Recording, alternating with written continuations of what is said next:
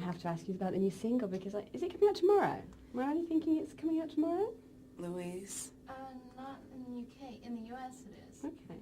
In the US and Europe it's coming out between now and different dates. Okay. So roughly a week so I can plug it? Are we talking UK or Europe? No, Just all well, over. just kind of. Within the next few weeks in Europe. Okay, so so into that. Okay. it's new. Okay. So I have a brand new single called Thank God I Found You, which comes out this week in the States and probably within a week or so all over the rest of the world. And I'm starting my tour on February 14th, Valentine's Day. And Thank God I Found You has two versions, actually. One that's only available on the single. And it's called Thank God I Found You / Make It Last Forever. So it's kind of like a Valentine's Day special package there. So I think I think people would enjoy listening to it with their mate on Valentine's Day. So you are a true romantic, because I was going to ask you about Valentine's Day and whether you were a real romantic girl, but you obviously are. I think I'm very romantic. Sometimes I've been accused of not being romantic, but come on. I write these love songs and all that. I mean, give me a little credit. I'm a romantic. So where did this song come from? What was the impetus behind Thank God I Found You? Well, Thank God I Found You was inspired by a very special person, and that's why I think it's a great sort of, it ends my album. It's the last song on my album, Rainbow. And this is the first album I've ever made that has a happy ending. Every other album ends in complete and total misery. For some reason, I don't know, I didn't consciously do it, but I always had a sad song at the end of the album. And at the end of this album, Rainbow, there's a happy ending, and it's Thank God I Found You, which is the new single.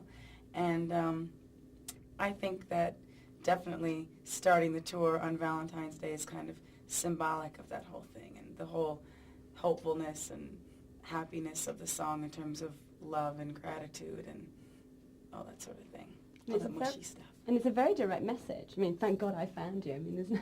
Right. Yeah, it's pretty basic. So this happiness vibe, this is you now. Are you kind of feeling very at one, together? Well, actually last night I was completely miserable for half the night. And then the rest of the night, morning I woke up and I had a positive vibe and outlook. And it's like, nothing is perfect. Every day is its own thing. And this is a really bizarre industry, and it can really mess with your mind and twist your thinking and make you paranoid and make you, you're very vulnerable. But it is nice to be with somebody who understands how it is to be in the public eye and to have to deal with that mess, because it is a complete and total mess. Do you kind of freak out sometimes too? Because that scrutiny that you're under the whole time is so intense. The singing is one thing, but there's the whole load of other stuff that you couldn't probably even imagine when you started out. No, I've known I wanted to be a singer since I knew that there was such a thing as growing up and having an occupation, which is basically since I was 4. My mother was an opera singer and a vocal coach, and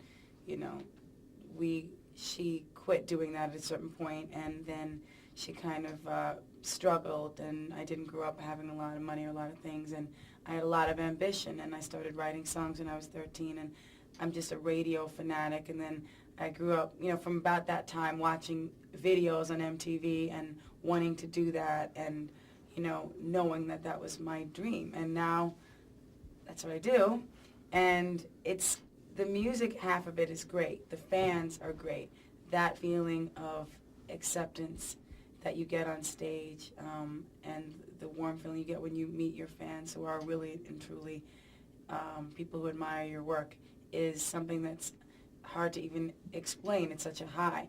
But, dealing with the other aspects of the whole celebrity thing is very bizarre. And it's also kind of new for me because I was really sheltered from it in the beginning, because I did start out so young and I was surrounded by very powerful people, and they kept a lot of things from me, and maybe some of that was good, but some of it was bad because it didn't really prepare me for how intense it is to be in the public eye like this, but you know what?